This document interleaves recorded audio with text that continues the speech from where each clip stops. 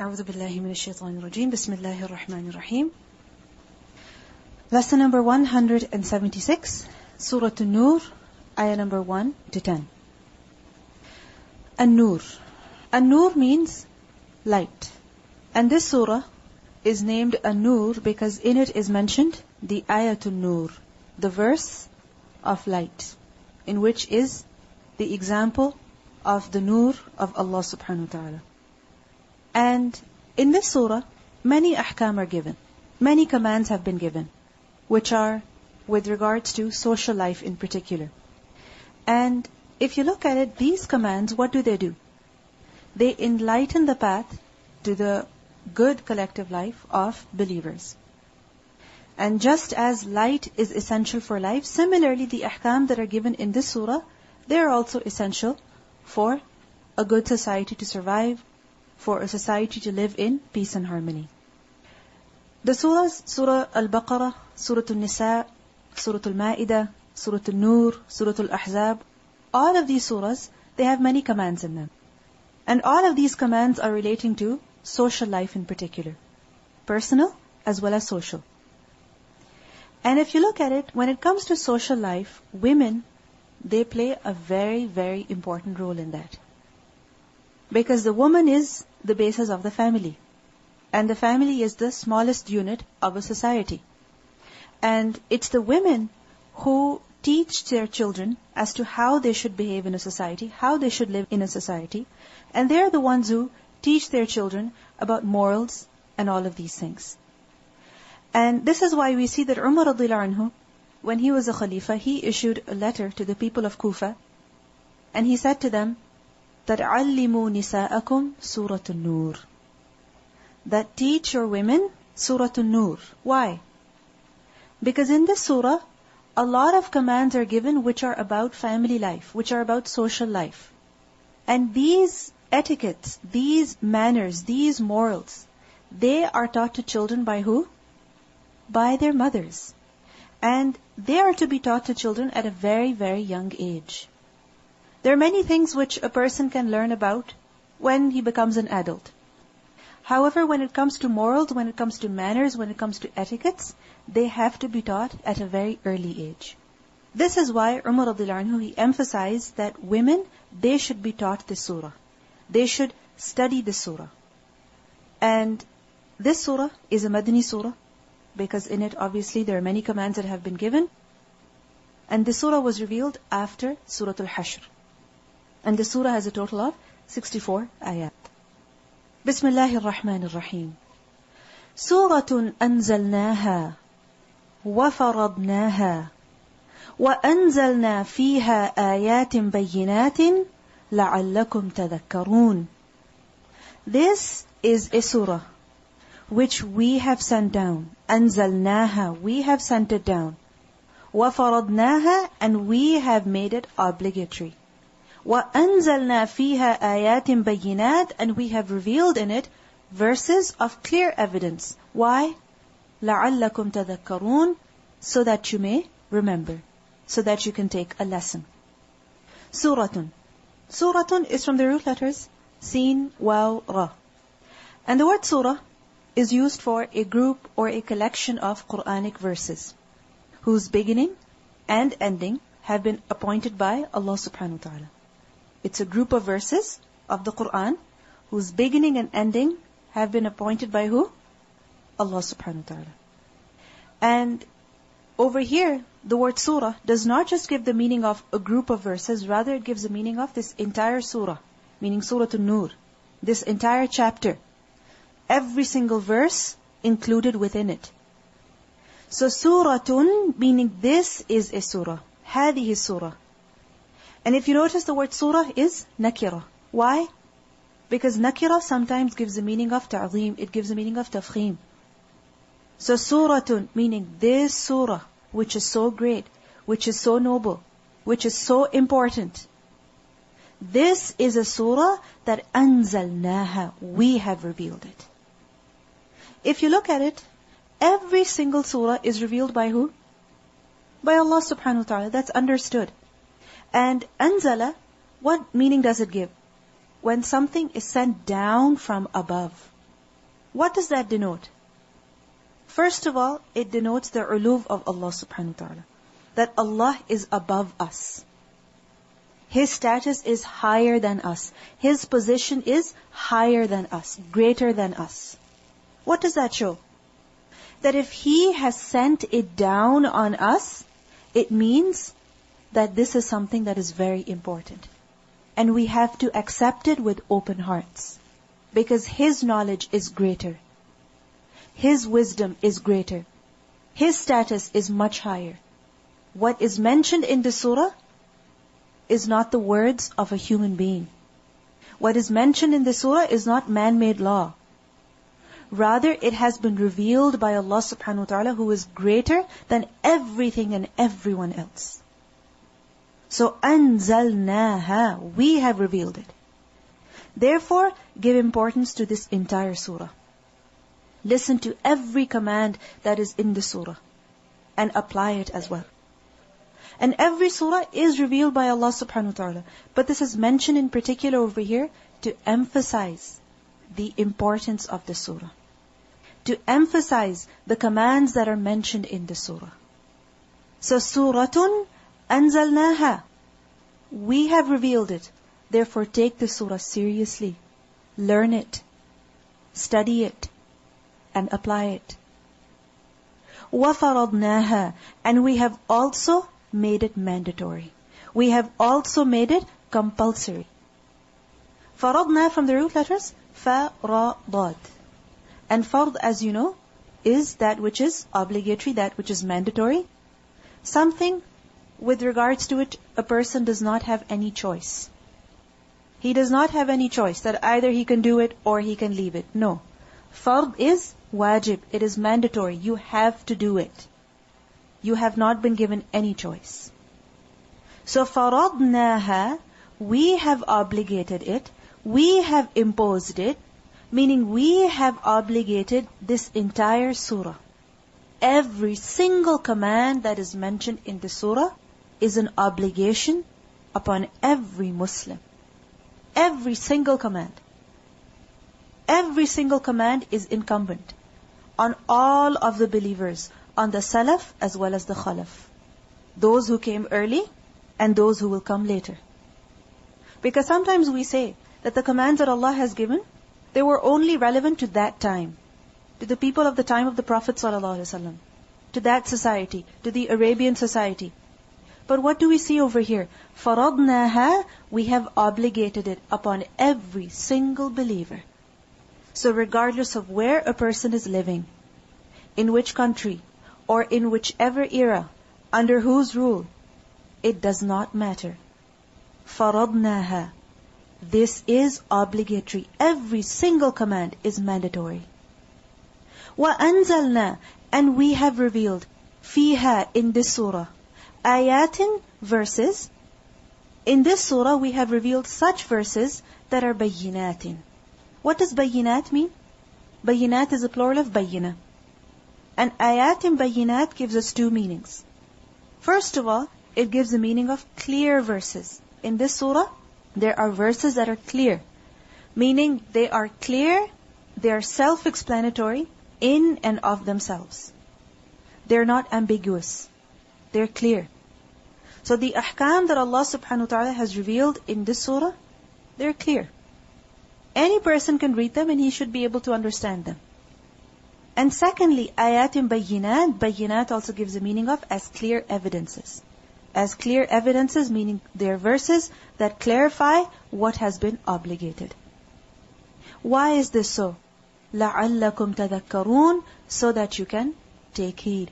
So that you can remember. You can take a lesson. Meaning you can take a lesson from everything that is mentioned in the surah. You can understand and observe the ahkam that are given in the surah. If you look at it, the beginning verse of the surah is very unique. It is very, very direct in its message. And no other surah begins in a way that this surah begins. Typically, if you look at it, every surah, it begins with a particular introduction. Like, for example, the praise of Allah subhanahu wa ta'ala. Some surahs, they begin with Alhamdulillah. Other surahs, they begin with Huruf Muqatta'at. And by mentioning the praise of Allah, by mentioning the huruf muqatta'at, by mentioning something about the Qur'an, indirectly people are being reminded that take the surah seriously. That the surah that Allah has revealed, this is something that is necessary for you. Allah is the one who's revealing it. It's based on His knowledge, on His wisdom. Therefore, take it seriously. But we see that that is mentioned indirectly by glorifying the Qur'an, by glorifying Allah subhanahu wa ta'ala. But over here we see that in a very direct manner, it has been mentioned that the surah has been revealed by Allah, the surah has been obligated by Allah, and you have no choice with regards to it. You have to observe every single statement that is mentioned in the surah. What does it show? This shows the immense importance of the commands that are given in the surah.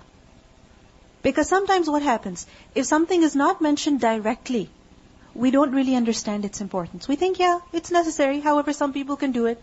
Maybe there's a choice with regards to it. But when something is mentioned directly, when you are told that this is an obligation, when the word fard is used, then is there any ambiguity left? Is there any unsurety left? No way. So in a very direct manner, it is mentioned right at the beginning that this surah is from Allah and every single command is necessary. So the commands that are given in the surah, they should not be read with an assumption that they're not that important. They're not that relevant. No, every single instruction is important. Similarly, when a person is reading the surah, he should not think that the commands that are given in the surah are based on a man-made law. No. The commands that are given in the surah, they're from who? Allah subhanahu wa ta'ala. They're from the Creator. And therefore, there should not be even a single command that we should be objecting, that we should be doubting, that our hearts would refuse. No. If Allah is the one who has legislated this law, then we should accept it with our hearts. Then we should implement that law. We should not object. We should not criticize. Rather, we should give importance to every single one of them. Because these commands are from the Creator. And He has not given us any choice with regards to the observation of these commands. And you will see that in this surah, there are many, many commands that are given. From penal law, from punishments, to commands which are with regards to how a person should behave in his house, how a person should be with his family, how a person should be when he enters the house.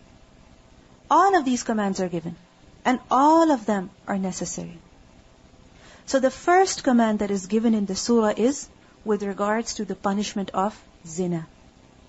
Allah subhanahu wa ta'ala says, Az-zaniyatu, the woman who fornicates. Was-zani, and the man who fornicates. What about them?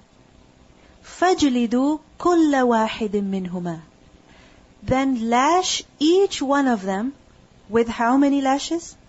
مِئَةَ جَلْدَةٍ, 100 lashes. Who? Both the unmarried zani and zaniya, the woman and the man who commit zina. The question is, who is a zaniya and who is a zani? The word zaniya and zani, both are from the root letters zay, noon, ya, from the word zina. And the word zina, on the part of a woman, because the woman is mentioned first. Zina on the part of a woman is when she willingly agrees, to have intercourse, sexual intercourse. Not any other relationship, but what is this? Sexual intercourse with a man to whom she is not married to. What is zina?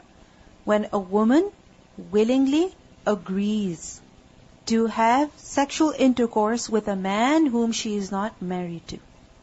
Obviously, when she will agree, the man has also agreed.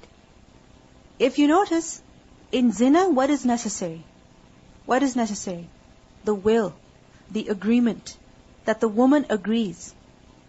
So in the case where a woman is raped, she will not be called zaniya. Alright? In the case where a woman is raped, she will not be called zaniya. Zaniya is who? A woman who willingly agrees to commit zina.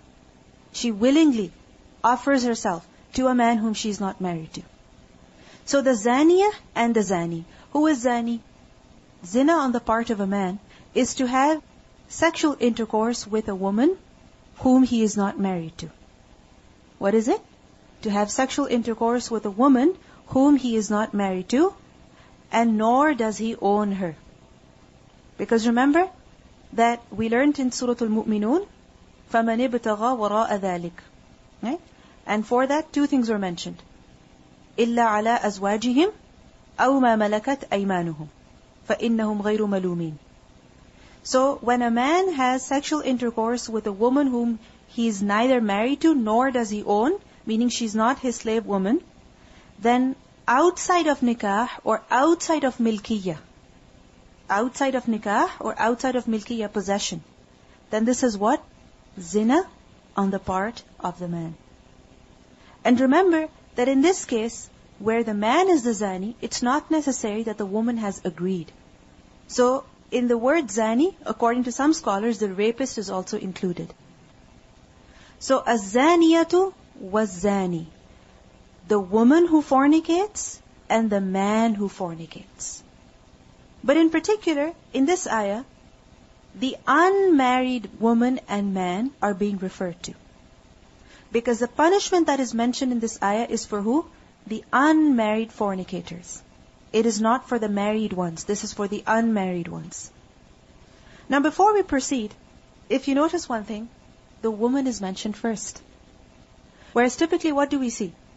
The men are mentioned first. وَالْمُؤْمِنُونَ وَالْمُؤْمِنَاتِ وَالْمُنَافِقُونَ وَالْمُنَافِقَاتِ السَّارِقُ وَالسَّارِقَةُ. Always the man is mentioned first. But over here we see that the woman is mentioned first. Why? This is for several reasons. Because first of all, zina, it cannot be committed except with the agreement of the woman. Remember that zina cannot be committed except with the agreement of who? The woman. If she does not offer herself, if she does not agree, then can the man do zina? Can he? No, he cannot. In the case, obviously, unless if it goes to the extent of rape, that's a different case then.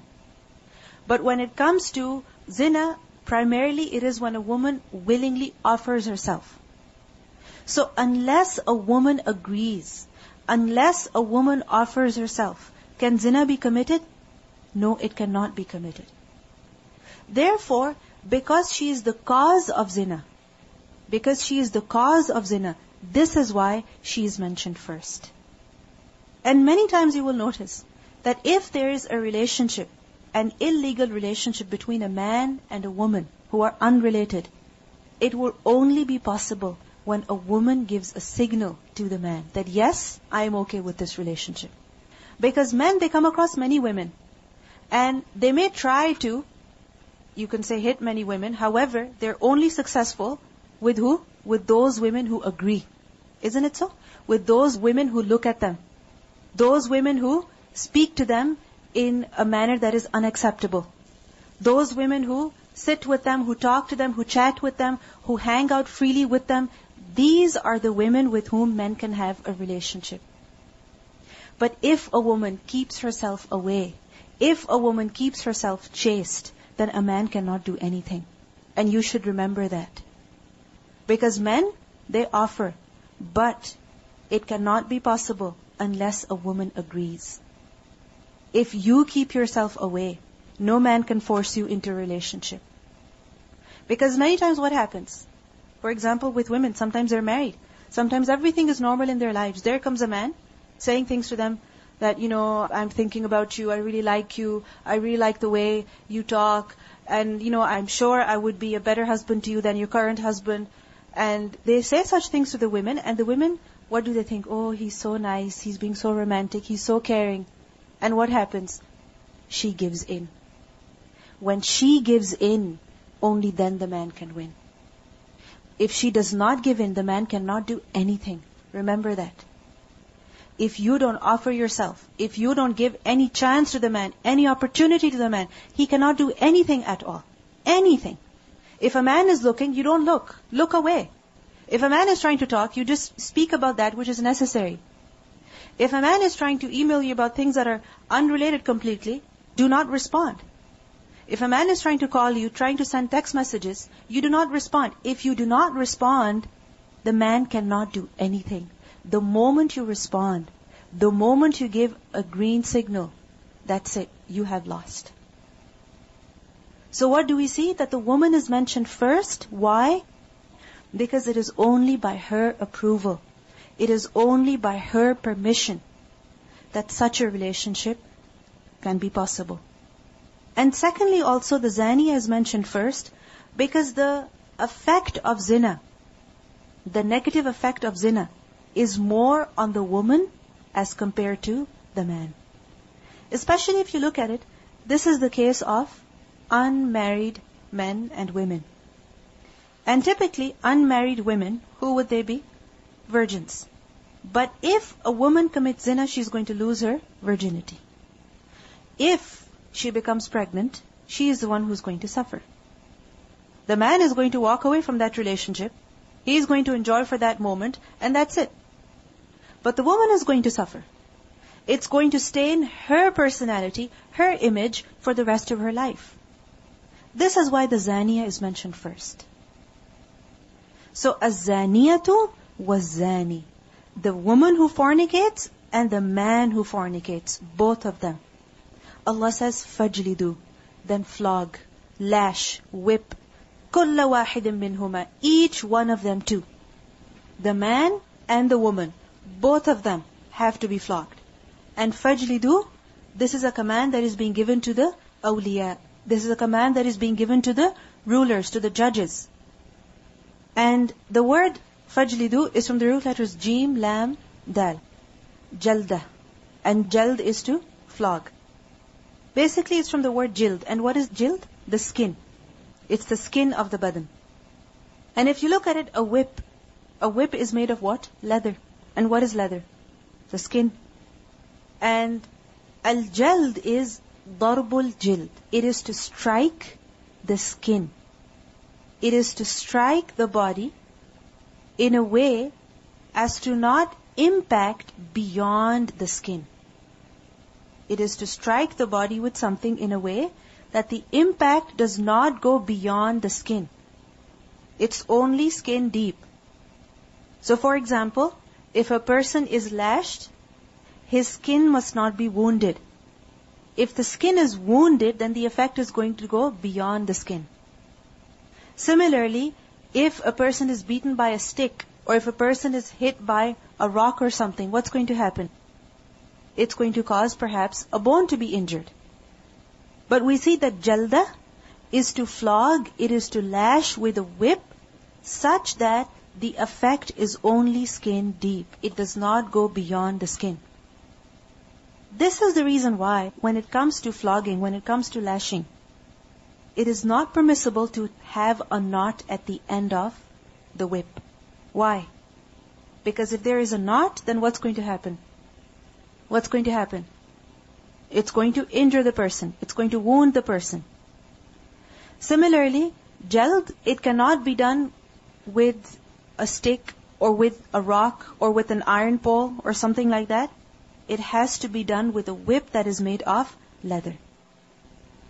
So, فَجْلِدُوا كُلَّ وَاحِدٍ مِّنْهُمَا, flog each one of the two. How many times? مِئَةَ جَلْدَةٍ, 100 lashes. Not more and not less. Now these 100 lashes, they can be given all in one day, or they can also be given in intervals. So for example, 20 one day, 20 the next day. And this depends on the physique and the physical state of the person who is being punished. Because some people, they have the endurance. If they're lashed 100 times, it will not affect them as much. But other people, if they're lashed 100 times at once, it could cause them death. It could literally kill them. But we see that the effect of this punishment should only be skin deep. It should not cause death. Therefore, if 100 lashes at once could cause death, could cause severe injury to a person, then in that case, the punishment will be divided over a period of time, over a number of days. So فَجْلِدُوا كُلَّ وَاحِدٍ مِّنْهُمَا مِئَةَ جَلْدَةٍ. And when the punishment is being executed, وَلَا تَأْخُذْكُمْ, and it should not seize you. What should not seize you? بِهِمَا, for them too. For who too? For the zani and the zaniya. What should not seize you? رَأْفَةٌ, any pity, any compassion. فِي دِينِ اللَّهِ, concerning the religion of Allah, concerning the judgment of Allah.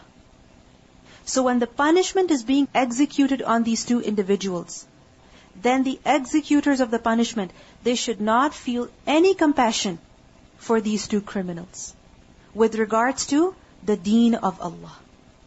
The word ra'fa has been used over here. And ra'fa is from the root letters ra, hamza, fa.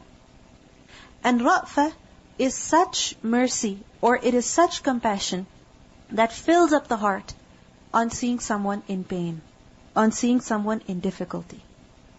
So when the punishment is being executed, your heart should not be filled with compassion for these two people. Why? Because what they have done is a serious crime. It's a serious offense. And in our deen we are taught that we must not side with the oppressors. Rather we should side with who? Those who are oppressed. So these two individuals are who? They're oppressors. Therefore you cannot have any compassion for them. Because if you begin to have compassion for the oppressors, then how will justice be established? It will not be possible. Fi dinillahi. And over here, deen as you know means religion, but it also means judgment. Maliki yawmiddin, recompense, awarding of reward and punishment. So when this punishment is being awarded, when this punishment is being given, in executing this command, do not feel pity. And as a result of that pity, reduce the punishment or not implement the punishment. Because sometimes what happens, when you feel pity for someone, what do you say? Forget it. Don't hold them accountable. Don't punish them. Let them be. But no, this cannot be done. Because this is a law that has been given by who? Allah. And this law has been obligated by who? Allah subhanahu wa ta'ala. He has not given us any choice. Therefore you cannot have pity for them. A hadith tells us that a judge will be brought forth on the day of judgment who reduced the punishment by 1 lash. Why? Because he felt pity. He felt bad. So he reduced the punishment by just 1 lash. He will be asked, why did you reduce the punishment by 1 lash? He will say, out of pity for the creation. It will be said to him, Allah is more merciful to His creation than you. Allah is more merciful to His creation than you. And such a person will be thrown into the fire for what he has done. Because he did not give the haqq of the law of Allah. He did not implement the obligation that Allah has imposed on us. This teaches us a very, very important lesson. That sometimes when things must be done, when the guilty must be caught, when the guilty must be given the punishment that he deserves. And sometimes it could be in a house even, that where one child has done something seriously wrong to the other child, but you just feel bad, it's okay, and you let it go. And the child who has been oppressed, you don't do anything for him. And the child who has done wrong, you don't teach him a lesson. Then what does this lead to? Injustice. Over here, we must not make judgments by our emotions. Rather, we have to make judgments according to the laws that Allah subhanahu wa ta'ala has given. And we should remember that we cannot be more merciful than Allah. And if we want to increase the punishment, again we should remind ourselves that we cannot be more just than Allah. Because sometimes we say, oh, this cannot be acceptable at all. Give double punishment. Got double marks. But what do we see? We cannot be more merciful than Allah, and we cannot be more just than Allah. Therefore, whatever the rule is, whatever the law is, implement it as it is, without any deletions or any additions. وَلَا تَأْخُذْكُمْ بِهِمَا رَأْفَةٌ فِي دِينِ اللَّهِ. إِن كُنتُمْ تُؤْمِنُونَ بِاللَّهِ وَالْيَوْمِ الْآخِرِ. A condition has been placed over here. If you believe in Allah and the last day. Meaning if you truly believe in Allah and the last day, then you will carry out the punishment as it has been prescribed. Then you will not change it. You will not alter it. You will not reduce it. You will not have any pity for these criminals. إِن كُنتُمْ تُؤْمِنُونَ بِاللَّهِ وَالْيَوْمِ الْآخِرِ.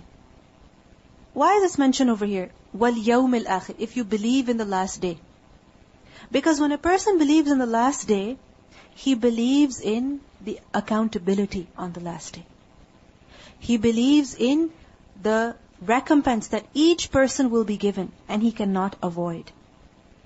So if that is going to happen on the Day of Judgment, then today if Allah has given some recompense to a person, how can you not execute that?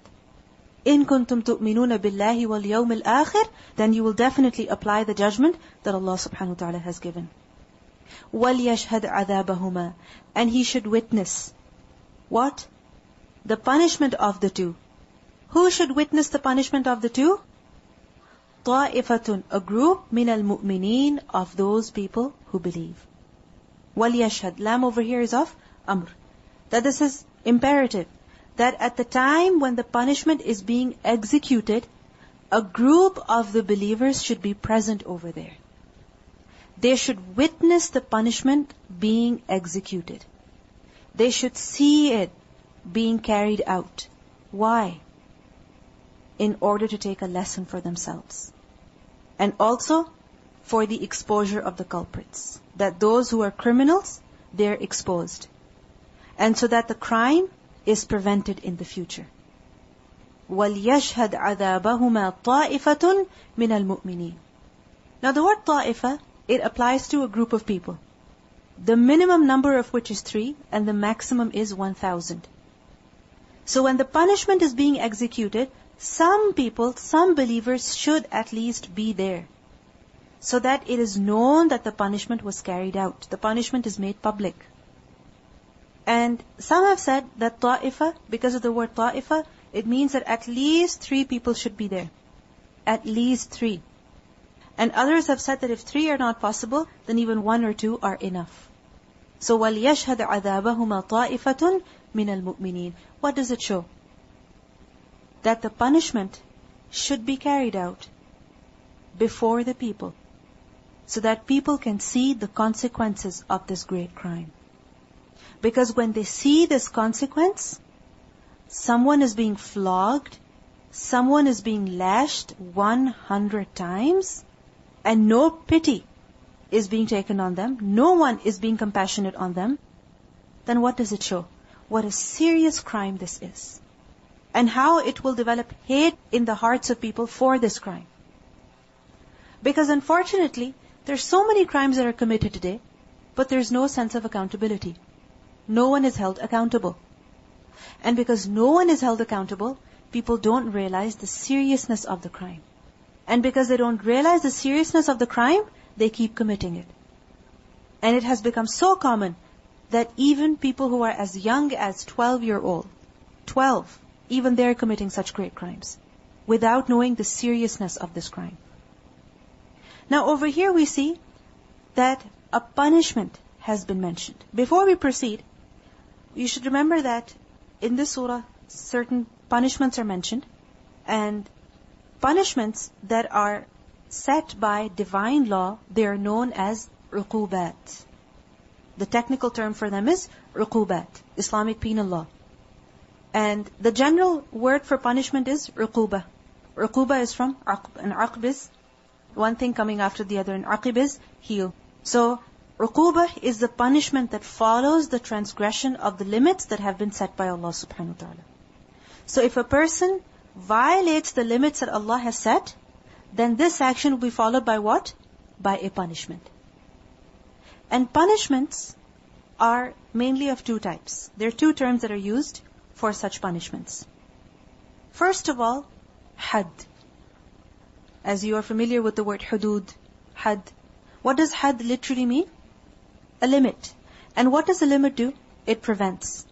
It restrains. It prohibits. When you have a limit, you cannot go beyond it. So it prevents people from going beyond. It restrains people to stay within, to stay inside. And hudud refers to the restrictive and preventive ordinances of Allah subhanahu wa ta'ala concerning things that are unlawful. Restrictive and preventive ordinances of Allah concerning things that are unlawful. And what ordinances are these? That they are about giving punishment to a person who has committed something that is unlawful. And this punishment, what does it do? It prevents people from committing the crime again. Or it prevents other people from committing that crime.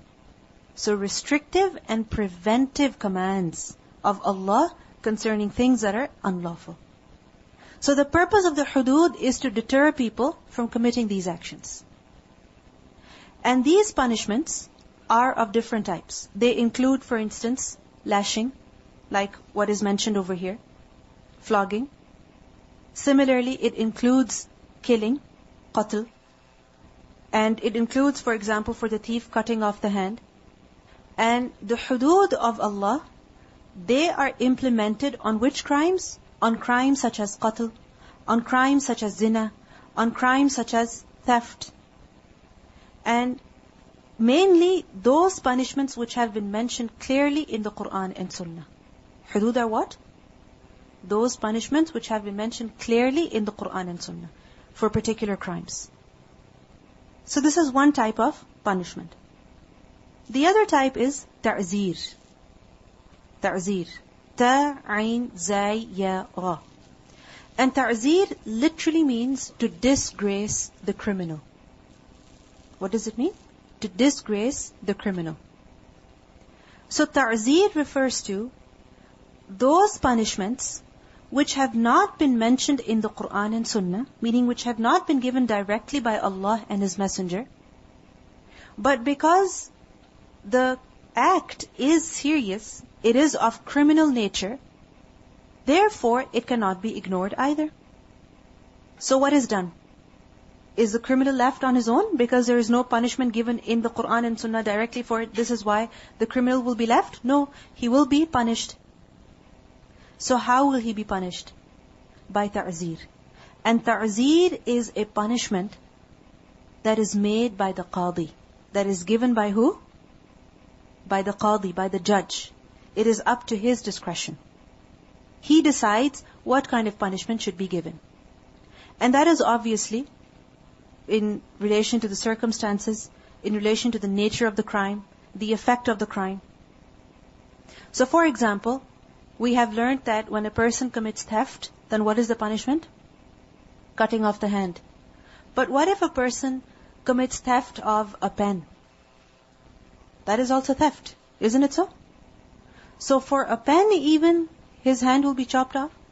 Because remember that if the value of the stolen object is more than a quarter dinar, if the value is more than a quarter dinar, then the hand will be cut off. But what if it's less than a quarter dinar? Then will the thief be left? No, he cannot be left. He has to be punished. Therefore, the judge will decide that, okay, what he has done is of criminal nature, and legally, okay, there is no punishment. However, there must be punishment, otherwise he will commit this crime again and again. So for example, the qadi can judge that this person should be lashed, let's say, 30 times, 50 times, however much is necessary. Similarly, we learn that the punishment of zina is flogging. Over here, this is what we have learned. Isn't it so? But how about if a man and woman did not actually commit sexual intercourse, but they did have physical contact? Physical contact, like for example, they're fondling or things that are unacceptable, they're doing something like that. So in that case again, should they be left? No, a punishment will be carried out. So for example, the punishment for zina is 100 lashes. So for such contact, it could be 20 lashes, for instance. Okay? Now who will decide that? The qadi will decide that. Similarly, we see that the punishment for accusing someone of committing zina, without any evidence, that a person just goes and says this person has committed zina, and he doesn't produce any witnesses, then for this person there is punishment. Isn't it so? In the Qur'an. And the punishment for such a person is 80 lashes. But what if a person accuses another of having alcohol? Now, having alcohol is also something that is haram. Isn't it so? Now, a person is accusing someone that this person has alcohol, this person is a drunkard. Now, should this accuser be left on his own? No, he will be held accountable, he will be punished. So for example, the qadi can decide that this person should be flogged so and so many times. And remember that ta'zeer, it also takes various forms. Just as the hudud, they take various forms. Hudud are, like for example, flogging, qatl, right? Ta'zeer, it includes punishments such as boycott. It includes punishments such as exile, that a person is exiled from his city. It includes punishments such as flogging or beating, fine, a penalty. So these are the main two types of punishments that are in Islamic penal law. Over here, which punishment is mentioned? What type of punishment is it? Of hudud. This is a had. So this is a had that is to be implemented on who? On the one who commits zina, the man and the woman.